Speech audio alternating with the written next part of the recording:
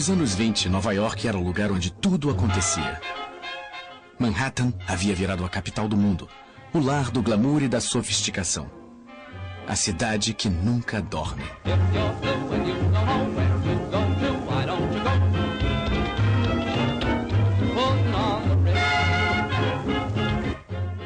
Lá, jovens dançavam jazz e pessoas se tornavam milionárias da noite para o dia. Come with me and we'll attend their jubilee and see them spend their last bit putting on the Ritz.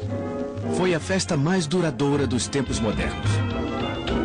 Putting on the Ritz. Sem aviso, a bolha estourou. A festa acabou. Um terremoto financeiro abalou Wall Street. A história viria a chamá-lo de o Grande Crash. E ele traumatizou a nação americana. Milhares de empresas quebraram. Milhões de pessoas perderam seus empregos. Homens orgulhosos encaravam a humilhação do auxílio à pobreza e da sopa comunitária. Famílias que perderam suas posses foram viver em favelas, a um passo dos símbolos de riqueza. Como os Estados Unidos cresceram e caíram tão rapidamente?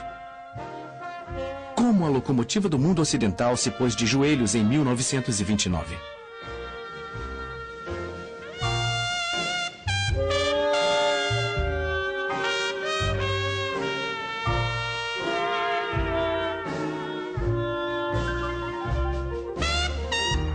Relembrando 1929, o ano da quebra da Bolsa de Nova York. A ascensão dos Estados Unidos como potência global começou com sua participação na Primeira Guerra Mundial, de onde emergiram como a nação mais próspera da Terra. No início, os americanos não queriam participar da disputa entre impérios rivais europeus.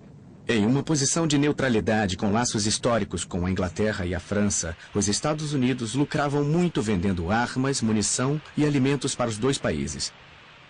E não eram só os comerciantes de armas que ficavam ricos. Os funcionários das fábricas ganhavam bônus generosos. Além disso, o governo americano precisava de uma vitória dos aliados para proteger os 3 bilhões de dólares que financiavam a guerra. Para o presidente Woodrow Wilson, um democrata que se opunha à guerra, a questão da neutralidade era um dilema. Sua preocupação principal era fazer o que fosse mais honroso. Sua simpatia natural era pelos aliados, mas ele só entraria na guerra se encontrasse argumentos morais para isso. Quando o presidente americano descobriu que a Alemanha planejava em segredo oferecer grandes áreas dos Estados Unidos ao México, caso fosse vitoriosa, ele resolveu agir. Os Estados Unidos entrariam naquela que ele chamou de guerra para acabar com todas as guerras.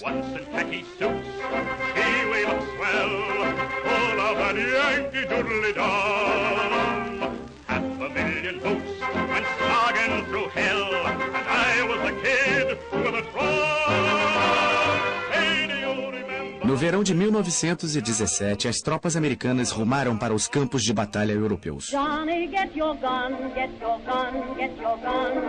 Take it on the run, on the run, on the run. Here. Nos campos de batalha franceses, onde o combate era mais intenso, chegou-se a um impasse, com baixas apavorantes. Milhões haviam morrido dos dois lados. Over there, send the word over there. That the Yanks are coming, the Yanks are coming, the drum. Em 2 meses, os americanos mandaram 2 milhões de recrutas bem dispostos e bem armados para ajudar os já exaustos aliados. O dinâmico reforço dos Yankees foi decisivo. Pela primeira vez em 4 anos de uma batalha acirrada, os soldados alemães bateram em retirada. Em 11 de novembro de 1918, um armistício deu fim à Grande Guerra. O mundo inteiro comemorou. O presidente Wilson viajou para a França, onde foi saudado como um anjo da vingança. A investida americana de última hora ajudou os aliados a vencer a guerra e salvou a vida de muitos franceses. Mas em Paris, onde o Tratado de Versalhes seria negociado, o programa de paz não foi tão bem recebido pelos franceses, cuja sede de vingança discordava do desejo idealista de Wilson de evitar guerras futuras. Ao voltar para casa, Wilson descobriu que o ânimo de seus conterrâneos havia mudado. Muitos americanos, especialmente os republicanos que então controlavam o Senado, não queriam continuar envolvidos com assuntos europeus. Os Estados Unidos não assinaram o Tratado de Versalhes e a derrota democrata nas eleições presidenciais de 1920 marcou o fim de Wilson e de sua busca pela paz mundial.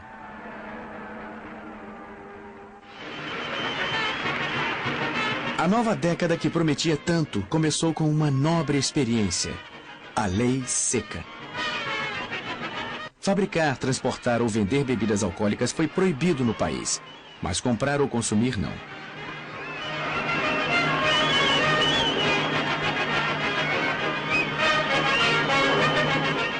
Por todo o território americano, milhares de litros de bebida alcoólica foram jogados fora. Pela primeira vez na história, uma nação ocidental votou a favor da Lei Seca, uma lei que se mostrou impossível de ser aplicada.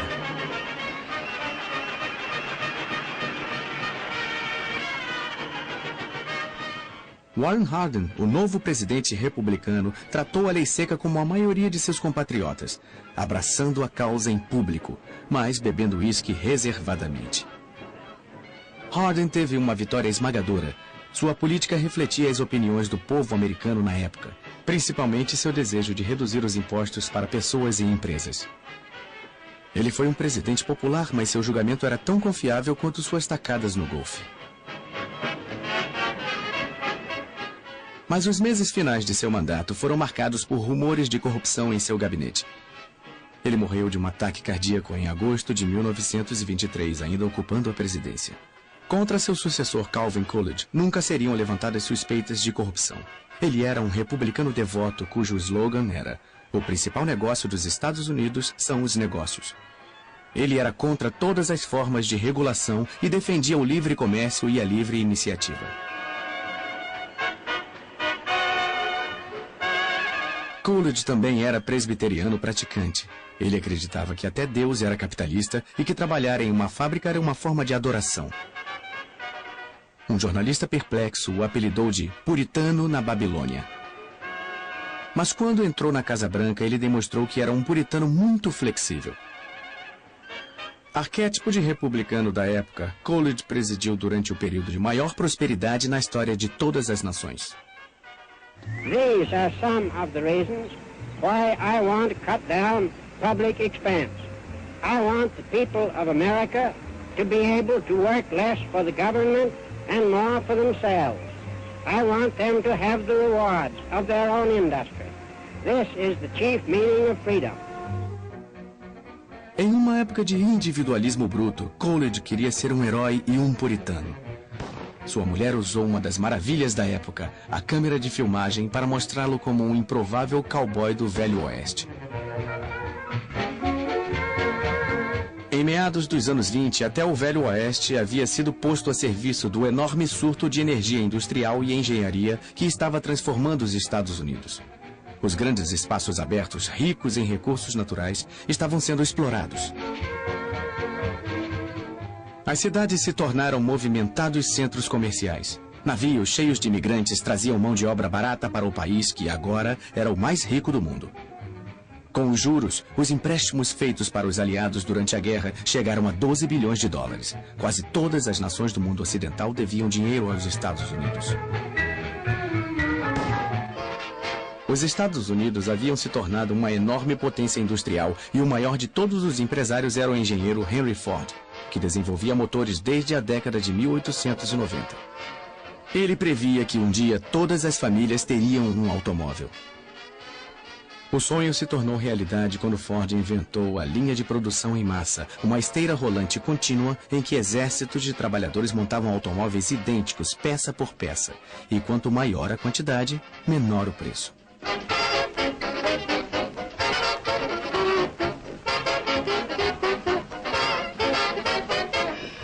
Quando Ford apresentou o sistema pela primeira vez em 1913, um único carro levava 12 horas e meia para ser montado. Ao final dos anos 20, uma unidade do Ford modelo T saía da fábrica a cada 24 segundos.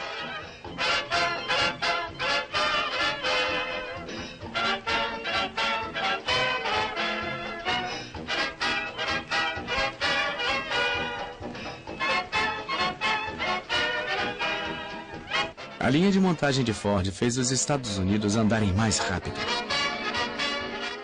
O modelo T, ou Ford Bigode, como foi carinhosamente apelidado, mudou a vida da população e mudou os próprios Estados Unidos. Ele era robusto, charmoso e fácil de dirigir. Custava apenas $295, quase $550 mais barato que o modelo original. E graças a outra invenção americana, o pagamento em parcelas, a maioria das famílias podia comprar um. Até 1924, 10 milhões haviam sido vendidos.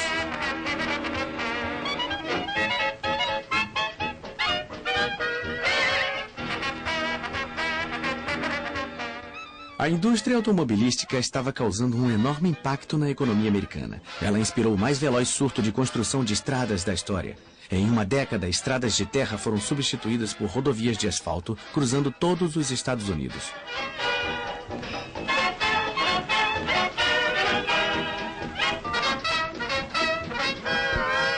Surgiram postos de gasolina aos milhares e a sede por gasolina levava a indústria petrolífera a gerar lucros inacreditáveis.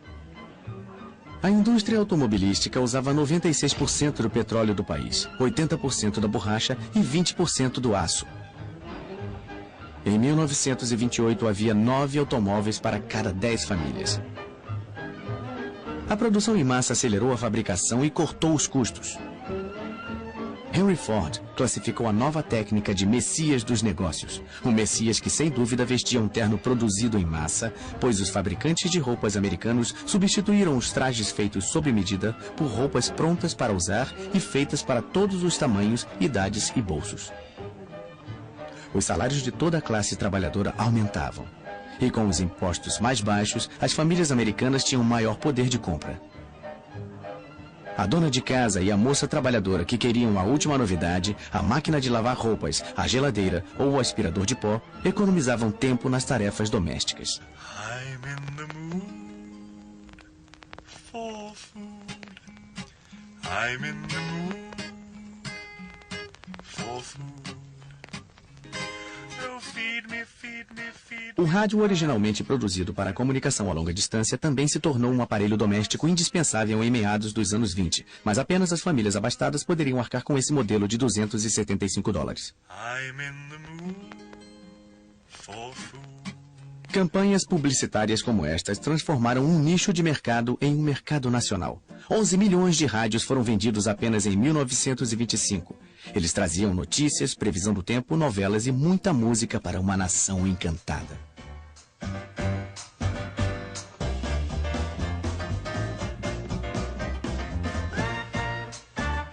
Como o rádio, o gramofone trouxe uma nova possibilidade a milhões de pessoas, levando música portátil e instantânea para uma nova geração de mulheres jovens, liberais e por dentro da moda.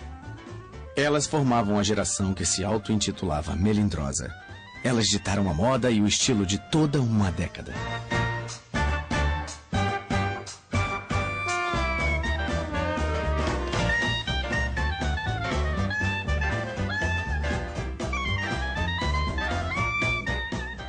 O recém-surgido ramo da propaganda as adorava.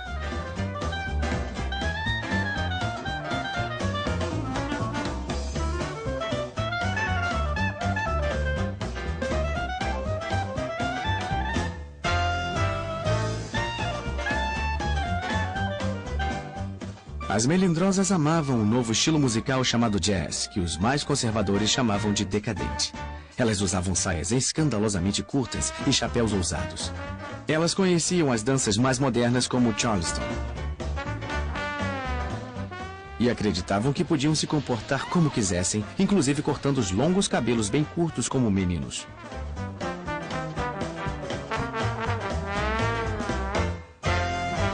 Festas animadas que duravam noites inteiras eram seu habitat natural.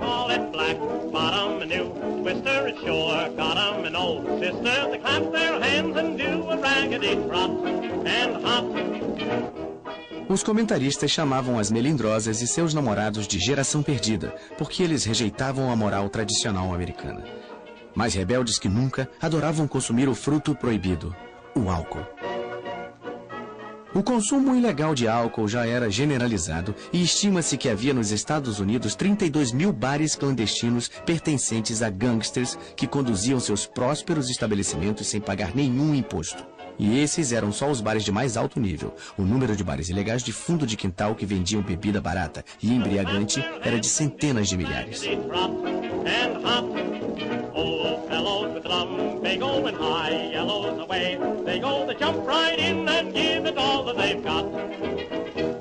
O homem que mais lucrava com a sede do país. Aí está ele vendo seu cavalo correr. Era Al Capone, o maior gangster de Chicago.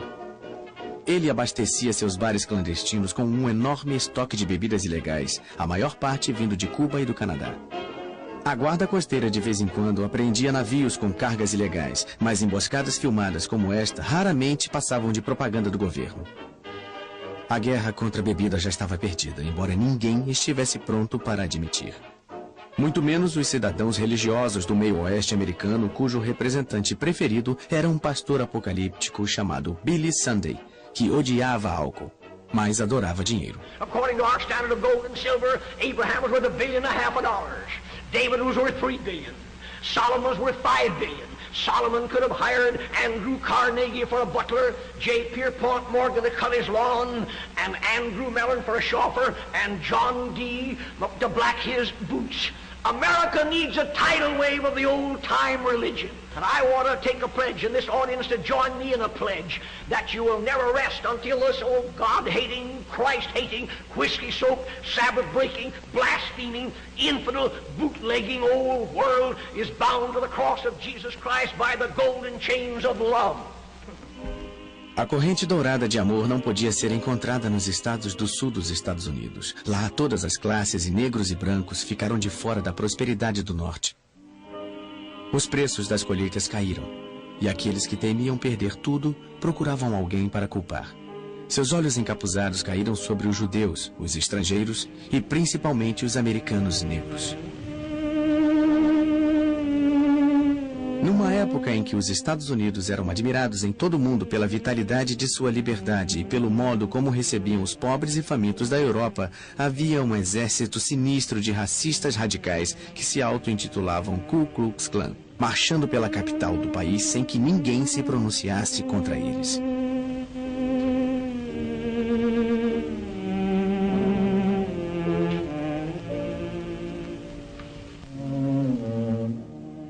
Na época desta marcha, a Ku Klux Klan tinha 5 milhões de membros. Para evitar os linchamentos, muitos negros partiam para o norte. Muitos criaram um novo lar no subúrbio de Nova York chamado Harlem. Have you seen the well-to-do upon Lenox Avenue, on that famous thoroughfare, with their noses in the air, high hats and colored collars, white spats and $15, spending every dime for a wonderful time? If you're blue and you don't know where to go to, why don't you go where Harlem blitz, putting on the Ritz. A era do jazz, que havia começado em Nova Orleans, lançou novas e sofisticadas raízes no elegante gueto afro-americano. If you're blue and you don't know where to go to, why don't you go where Harlem blitz, putting on the Ritz. That's where each and every Lulu belle goes, every Thursday evening with her swell bows, rubbing elbows. Come with me and we'll attend their jubilee and see them spend their last 2 bits, putting on the Ritz. A música mais empolgante da época chegava à casa dos americanos através de um novo meio de comunicação, o rádio, e seu ritmo ecoava alegremente pelo mundo.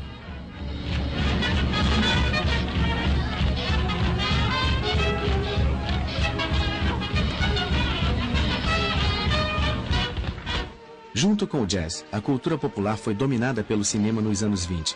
O que começou como uma pequena novidade do showbiz se tornou uma forma bilionária de entretenimento. Os estúdios ficaram surpresos com o poder de atrair o público exercido pelos astros da tela como Mary Pickford e seu então marido Douglas Fairbanks. Mary Pickford havia se tornado a queridinha do país já em 1915. Quando os produtores de Hollywood perceberam seu valor, pagaram a ela $10 mil por semana, uma quantia que continuou aumentando durante os anos 20. Mas o rei do cinema mudo era o cômico britânico Charlie Chaplin. Ele enfraqueceu o poder dos magnatas do cinema dirigindo e produzindo seus próprios filmes. Seu filme Em Busca do Ouro lhe rendeu $2 milhões.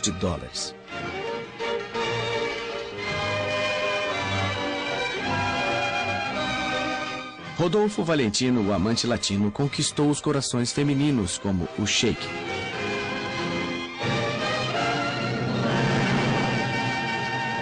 Ele morreu prematuramente em 1926 e foi homenageado com um enterro semelhante a um funeral de Estado. Pola Negre, com quem dividia a cena, vestiu trajes de luto. Os jornais do mundo todo noticiaram que as ruas da cidade se encheram de mulheres chorosas. Hollywood se deu conta de que seu futuro estava nos astros. Até crianças de escola endeusavam os novos heróis do cinema.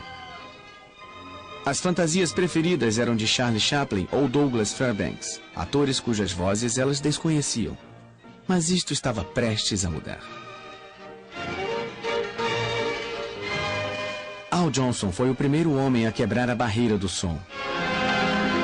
Baby, I'm coming. Oh, God, I hope I'm not late. Baby, don't you know me? It's a little baby. I walk a million miles for one of your smiles. For my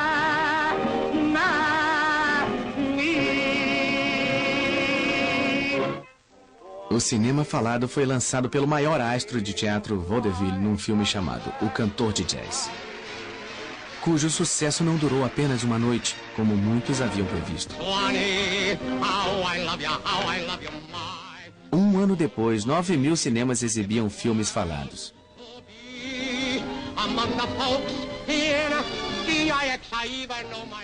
Mas o herói da vida real mais celebrado nos anos 20 foi Charles Lindbergh. Um homem que sonhou sobrevoar um dos maiores oceanos e que logo aterrissou no coração de todos os americanos.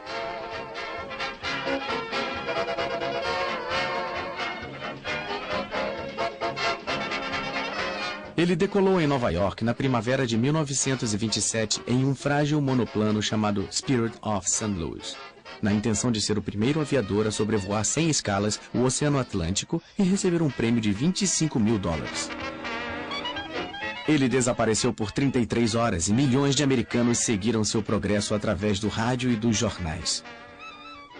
Quando alcançou a costa da Irlanda, ele foi avistado por fazendeiros e uma mensagem de rádio avisou ao mundo que Lindbergh ainda estava no ar. Lindbergh pousou em Paris em uma pista marcada por luzes que o deslumbraram. Sua fama súbita parecia simbolizar o espírito de uma era e seu galante exemplo abria as portas do mundo da aviação para incríveis maravilhas modernas.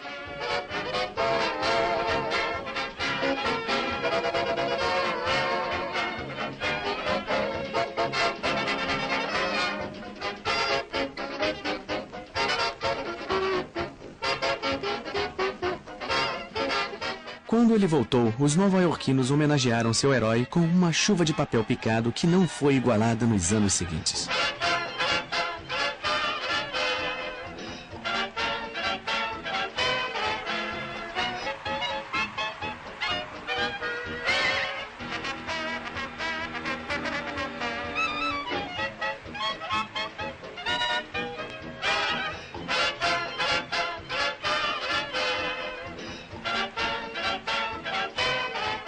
Ruth Elder, uma aviadora com aparência de estrela do cinema, sonhava repetir o feito de Lindbergh.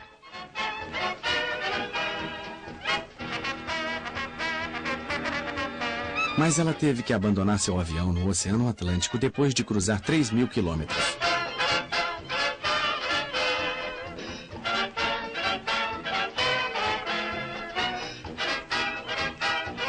Pilotos mulheres, as aviadoras, como eram chamadas, conquistaram seu espaço em um universo masculino e desafiavam os homens até as últimas consequências. No mesmo nível de celebridade de Lindbergh estava Babe Ruth, o jogador de beisebol mais dinâmico daqueles tempos. Ele era um sujeito grandão com pernas finas que melhorava a cada ano.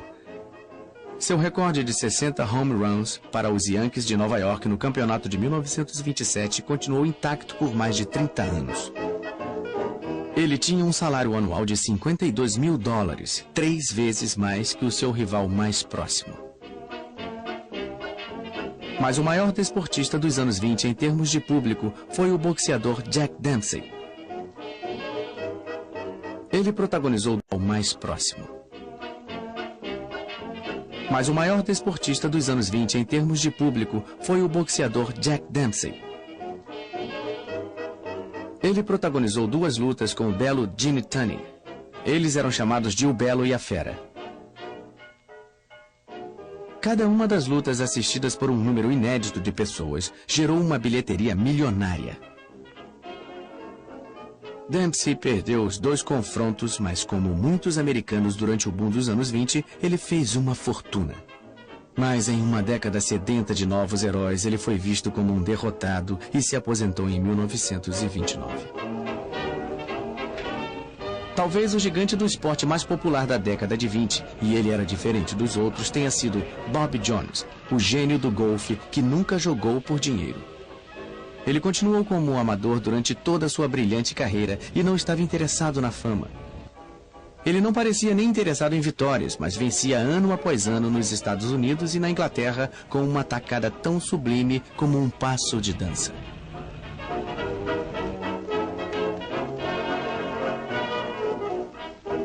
Ele foi o primeiro golfista a ganhar o Grand Slam, vencendo os 4 maiores torneios de golfe no mesmo ano, mas sempre será lembrado como um cavalheiro genuíno.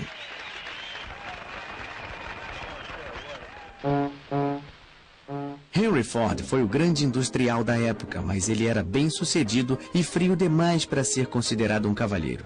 Ele conheceu o aumento da concorrência com a General Motors e a Chrysler, e embora tivesse vendido 15 milhões de modelos T, as vendas estavam caindo em 1927. E o carro agora parecia antiquado. Só havia modelos pretos, mas logo as ruas foram invadidas por um novo automóvel. Henry Ford abalou a concorrência com uma versão repaginada do amado Ford Bigode, chamado Modelo A. Para isso, ele agiu como um tirano, pois dispensou 60 mil empregados por 60 dias sem salário, enquanto construía uma nova fábrica. Lay off, people. Lay off, folks. None of your sarcastic jokes, cause Henry's made a lady out of Lizzie. Have you seen her? Ain't she great? She's something you'll appreciate. I'm sure you understand just what I mean. Why, everybody, everywhere is falling for her now. I'm talking about the new Ford, and boy, she is a wow. Lay off, people. Lay off, folks. None of your sarcastic jokes, cause Henry's made a lady out of Lizzie. She once had rattles in her wheel, but now she's full of sex appeal, cause Henry's made a lady out of Lizzie. O modelo A também virou um sucesso de vendas. O crédito fácil ajudou os motoristas a substituírem os Fords Bigode pelo novo modelo. Na época, quase todos os carros já eram vendidos a crédito e quase todo mundo estava endividado. Bancos e agências emprestavam dinheiro rapidamente sem fazer muitas perguntas. Nos anos 20, a única coisa que os americanos gostavam mais do que os carros era da emocionante especulação no mercado de ações. No período de 1927 a 1929, muitos americanos ficaram obcecados com Wall Street, contagiados pela febre dos investimentos, já que o valor das ações continuava subindo. O crédito instantâneo fazia com que auxiliares de escritório, secretários, donas de casa, mineradores e mensageiros pudessem investir em ações pela primeira vez. Qualquer um podia comprar na margem, a crédito, com empréstimos de seu corretor. Em 1927, no auge do comércio de ações, 577 milhões de títulos foram negociados. Em 1928, Calvin Coolidge decidiu não concorrer a um segundo mandato como presidente. Suas realizações foram poucas, mas ele continuava popular porque durante seu governo, o nível de vida da maioria dos americanos nunca havia sido tão bom. Aos olhos do povo, ele era um ótimo presidente. Mas enquanto a economia continuava em ascensão, uma perturbadora corrente se escondia por baixo da prosperidade. O crédito instantâneo e o fato de o governo se recusar a regular a bolsa de valores, que estava fora de controle, anunciavam um desastre iminente. E muitos países europeus enfrentavam dificuldades para pagar suas dívidas de guerra com os Estados Unidos. A ascensão republicana continuou sob o comando de Herbert Hoover, que tinha sido secretário do Comércio desde 1920 e que muitos chamavam de arquiteto da prosperidade. Ele queria realizar um mandato ainda mais cheio de prosperidade e progresso. Durante a campanha presidencial de 1928, Herbert Hoover previu que os abrigos para pobres estavam quase em extinção e disse que os Estados Unidos estavam mais próximos de acabar com a pobreza do que jamais havia estado qualquer nação na história. Hoover representava o sonho americano. Aos 40 anos, ele havia se tornado multimilionário. Ou seja, ele sabia lidar com dinheiro. Mas seu próprio sucesso o levou a acreditar que todo homem deveria ser responsável pelo seu próprio bem-estar. O governo, disse ele, não deve interferir na vida das pessoas. Quando Hoover assumiu o poder na Casa Branca, ele prometeu extinguir a cultura dos bares clandestinos que os gangsters haviam criado em todos os Estados Unidos. Ele queria exterminar os grandes chefes de quadrilha como Al Capone, que havia acumulado uma fortuna de $30 milhões em 1927. Capone virou uma espécie de celebridade e até as torcidas dos jogos de beisebol o reverenciavam. Mas a violência aumentou. No Dia dos Namorados de 1929, Capone mandou seus pistoleiros para uma garagem de Chicago. 7 membros de uma gangue rival foram executados. Esta filmagem é uma reconstituição do massacre, mas as fotos contam por si só essa terrível história. Os assassinatos a sangue frio comprometeram o status de celebridade de Al Capone. Em 1931, Capone foi julgado por sonegação, por não pagar impostos sobre os lucros de suas atividades ilegais. Ele foi condenado e passou anos na prisão de Alcatraz.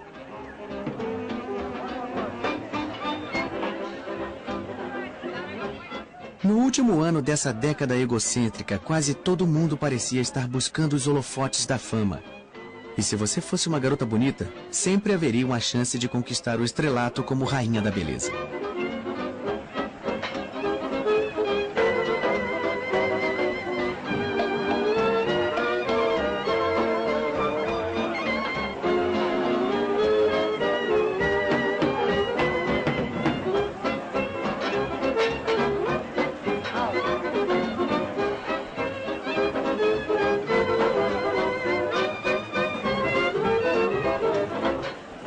Era uma época em que feitos banais andavam lado a lado de feitos extraordinários, como os altíssimos arranha-céus de Manhattan.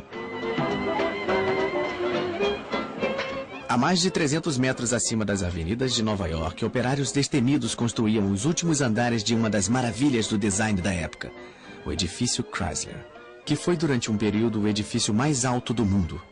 Ele foi construído por homens de profissão arriscada e o momento era perfeito para que se tornasse um símbolo dos loucos anos 20. Mas lá embaixo, na arena comercial das bolsas de valores de Wall Street, especuladores continuavam a comprar ações com um fervor que se tornou uma característica da época. Parecia haver uma certeza cega de que nada daria errado. Mas numa quinta-feira, no dia 24 de outubro de 1929, sem aviso prévio, a bolha estourou. Todos tentaram vender as ações que tinham. O pânico se alastrou e os preços caíram muito enquanto mais e mais investidores tentavam vender seus títulos. No fim daquele dia, o mercado de ações havia perdido $4 bilhões. E no fim de semana, a situação piorou. O povo andava desnorteado pelas ruas tentando entender as notícias. Muitos corretores que venderam suas ações na margem haviam feito empréstimos nos bancos. Os bancos começaram a exigir o pagamento dos empréstimos. Para pagar os bancos, os corretores cobraram as dívidas de seus clientes. E a única forma de os clientes conseguirem pagar aos corretores era vendendo suas ações a qualquer preço. Corretores e investidores tomados pelo pânico venderam mais de 16 milhões de ações em um dia, que ficou conhecido como a Terça-feira Negra. A queda das ações gerou um prejuízo de $14 bilhões. Houve raiva pelo modo como os negociantes jogavam com o dinheiro que não era deles. Trabalhadores comuns viram seus investimentos virarem pó. Nem os ricos e famosos foram poupados. Jack Dempsey, o campeão peso pesado aposentado, perdeu grande parte do que lutou para conseguir, $3 milhões. Como consequência imediata da quebra da bolsa, aqueles que tinham economias depositadas em bancos correram para sacar seu dinheiro com medo de que ele se perdesse. Diante da corrida pelo dinheiro em espécie, incapazes de recuperar os empréstimos de especuladores falidos, os bancos foram forçados a fechar as portas e declarar falência. Muitos perderam as reservas de toda uma vida e não tinham outra fonte de recursos para enfrentar a crise. Sem conseguir os empréstimos bancários necessários para fugir da tormenta, as empresas foram forçadas a fechar e milhares de trabalhadores ficaram desempregados. Pais que perderam suas casas tinham um semblante torturado de homens que sentiam ter fracassado com suas famílias. They used to tell me I was building a dream with peace and glory ahead. Why should I be standing in line, just waiting for bread? Once I built a tower up to the sun, brick and rivet and lime. Once I built a tower, now it's done. Brother, can you spare a dime? As reverberações do crash da bolsa se fizeram sentir em toda a economia mundial. Os bancos americanos que emprestaram dinheiro para a Europa para ajudar no processo do pós-guerra cobraram as dívidas numa tentativa de se manterem funcionando. A cobrança gerou uma crise financeira no exterior e os bancos americanos não conseguiram juntar o dinheiro necessário para sua própria recuperação. Como a miséria só aumentava, o presidente Hoover conclamou o homem mais rico dos Estados Unidos, John Rockefeller, o magnata do petróleo, na esperança de que suas palavras levantassem a autoconfiança abalada do país. These are days when many are discouraged.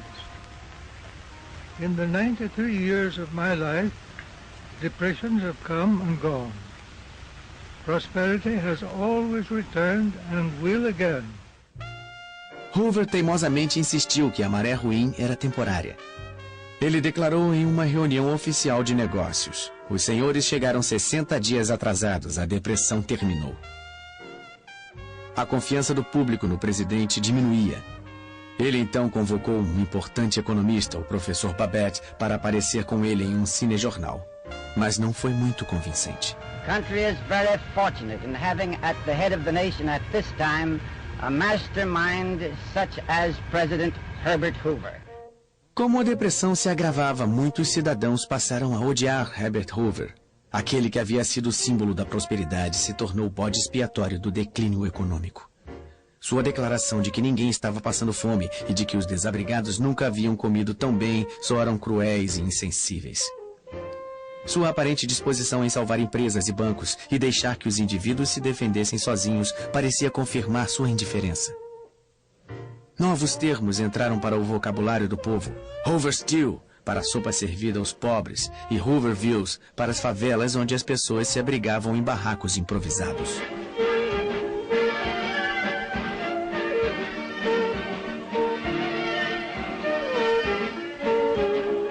Jovens casais desesperados disputavam cansativas maratonas de dança em que o par que resistisse até o fim levava para casa um prêmio em dinheiro.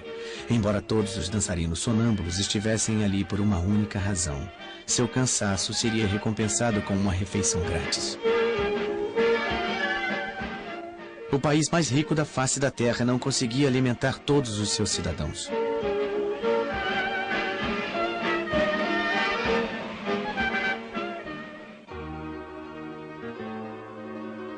Apesar de tudo, algumas donas de casa em melhor situação se uniram para ajudar quem passava fome.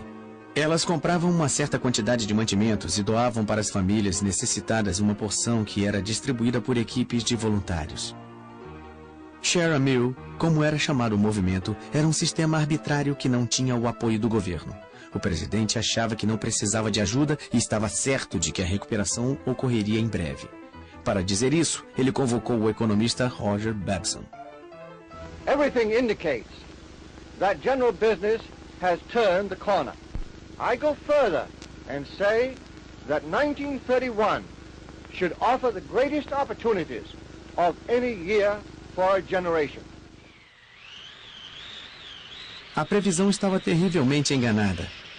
O clima era um mau sinal de que tempos piores estavam por vir.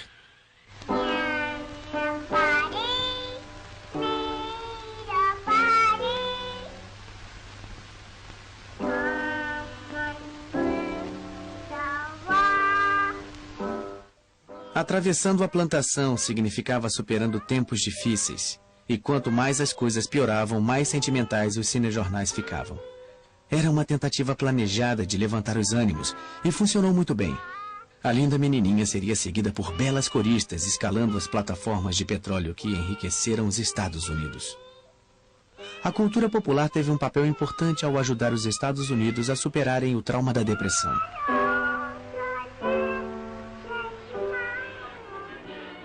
Na virada da década, a forma de entretenimento mais popular era o cinema.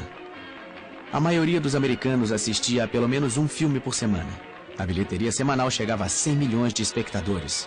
Nos 5.000 filmes produzidos durante os anos da depressão, as plateias eram transportadas a um mundo onde as dificuldades financeiras eram praticamente desconhecidas. Os cinejornais também lembravam aos americanos que, por mais assustador que parecesse o futuro, nenhuma nação havia realizado tanto quanto os Estados Unidos. Apesar da depressão, a engenhosidade americana continuava a crescer. O Empire State Building se tornou o prédio mais alto e grandes navios transatlânticos continuavam a ser construídos. 75 miles from the Statue of Liberty. Como a lei seca havia proibido o uso de champanhe nos lançamentos, fazia-se um coquetel com a água de cada um dos 7 mares. To the right here we have the First Lady of the land, all ready to splash the bottle containing the waters of the 7 seas and the 2 canals against the prow of the President Hoover. The bottle are still hanging there in midair on the silk cord, the red, white and blue colors.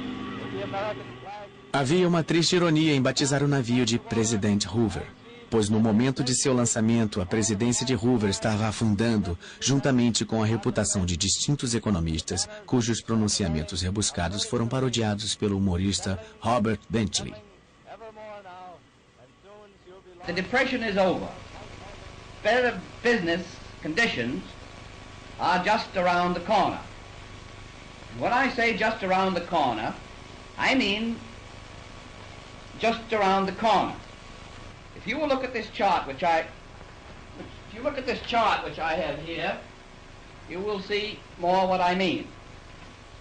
Our trade balance was 3.9.6.4, which naturally led to speculation in shorts.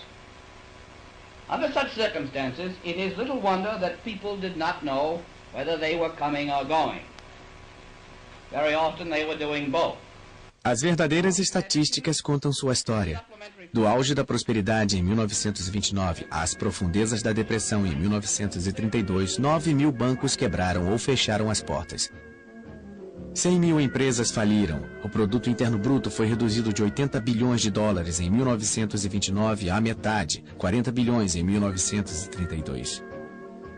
O desemprego aumentou de 3,2% para 25%. Pelo menos 1 em cada 4 trabalhadores não tinha emprego.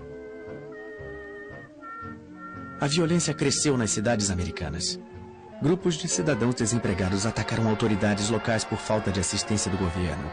A população fez manifestações contra o pagamento de aluguéis e passeatas contra a fome, mas foram os veteranos de guerra que protagonizaram o protesto mais violento da época. No verão de 1932, o Exército da Bonificação, um grupo desorganizado, formado por 15.000 desempregados veteranos da Primeira Guerra Mundial, foi para Washington reivindicar que suas bonificações, que seriam pagas em 1945, segundo o acordo original, fossem pagas imediatamente. Nós fomos heróis em 1917, mas agora somos vagabundos, disse amargamente um veterano. Quando a passeata voltou para o acampamento, o presidente Hoover convocou as tropas de choque lideradas pelo general Douglas MacArthur e pelo major Dwight Eisenhower para evacuar a área. O conflito que se iniciou deixou centenas de manifestantes feridos. As imagens dos cinejornais registraram um espetáculo perturbador do exército dos Estados Unidos disparando contra cidadãos americanos. Os veteranos voltaram mais tarde, tomando as escadas do Capitólio, enquanto cantavam "Vamos mostrar a eles que somos americanos". A popularidade de Hoover despencou ainda mais. No final de 1932, o eleitorado finalmente perdeu a confiança nele e elegeu com grande vantagem Franklin Delano Roosevelt. Chegavam ao fim 13 anos de domínio republicano. No dia 4 de março de 1933, Franklin Delano Roosevelt foi empossado presidente dos Estados Unidos. Roosevelt convenceu a população de que a depressão poderia ser vencida e deu ao público de todo o país um slogan memorável. Let me assert my firm belief that the only thing we have to fear is fear itself. There must be a strict supervision of all banking and credits and investments. There must be an end to speculation with other people's money. O primeiro ato do novo presidente foi tomar as rédeas do sistema bancário, que estava fora de controle. Ele fechou todos os bancos do país por 4 dias para que fosse realizada a análise de suas contas. Só puderam retornar suas atividades os bancos que tinham gerenciado corretamente suas contas e dispunham de suficiente dinheiro em espécie. No dia 12 de março, em sua primeira conversa ao pé da lareira, Roosevelt falou diretamente ao povo americano e lhe assegurou de que os bancos estavam seguros e não havia mais motivo para os cidadãos sacarem suas economias. Quando os bancos reabriram na semana seguinte, foi depositado mais dinheiro do que havia sido sacado anteriormente. A crise bancária havia terminado.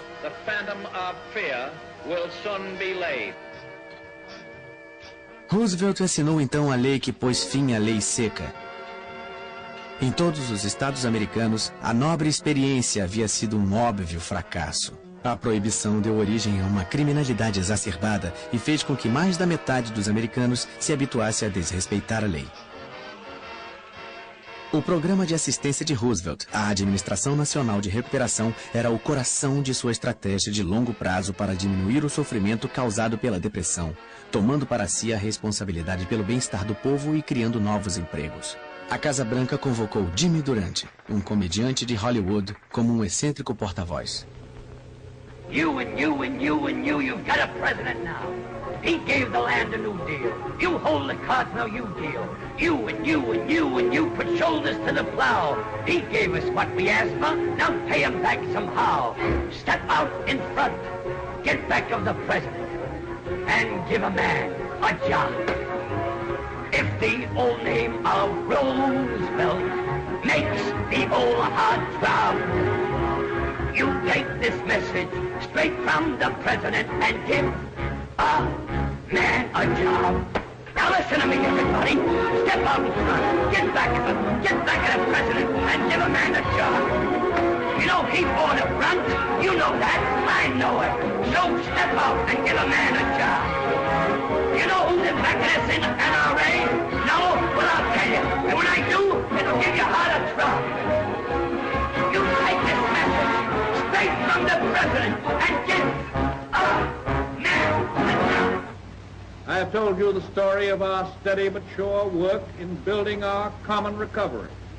In my promises to you, I made 2 things plain. First, that I pledged no miracles. And second, that I would do my best. I thank you for your faith. Our troubles will not be over tomorrow, but we are on our way, and we are headed in the right direction.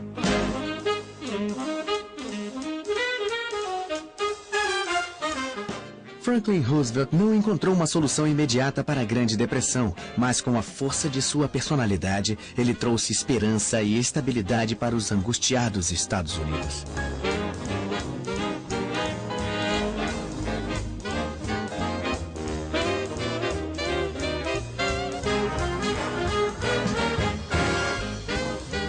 Aqueles que sobreviveram às tormentas que se seguiram ao crash da Bolsa de 1929 se lembrarão para o resto da vida dos anos que o precederam. Uma década idílica, divertida, irresponsável, porém maravilhosa. Os loucos anos 20.